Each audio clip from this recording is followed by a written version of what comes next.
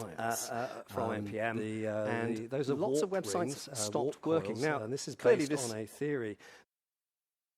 Little piece of code is very, very important. I mean, it must be really, really important.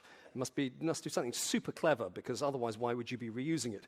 Because that is one of the reasons people often give. This is the reason we have code reuse.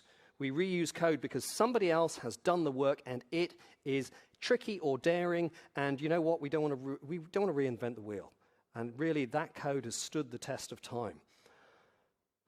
Let's have a look at the code. This is JavaScript, which I will happily say is not my favorite language. This is the code, and it seems a little bit clunky, it seems a little bit erratic, and what's it doing? It's left pad. Yes, it's actually filling out a string. It's padding a string. For this, thousands of websites went down. It is padding a string because it turns out sometimes when I have occasional discussions with people about the use of the word developer versus the word programmer, and I know I actually, although I use the word developer, I'm actually a strong advocate of the word programmer, because I've had people sort of say to me, well, programmer just makes it sound like you're a coder. And I said, well, I don't think that's really true.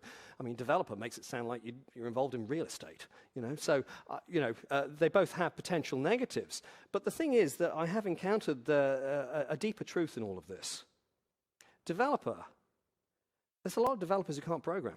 It's a shameful confession. It turns out that programming is a lot harder than developing. And this is one of the demonstrations. So what I found absolutely fascinating was that NPM went and put up a version that somebody else is now maintaining. Now, I would have presumed that somebody who is maintaining this piece of code is going to do something reasonably clever and really tidy this up. Because, I mean, unfortunately, they're forced to follow the rather curious semantics that this thing has in terms of its defaults. But you'd think they're going to do something really clever. Instead, they did this. There's a cache up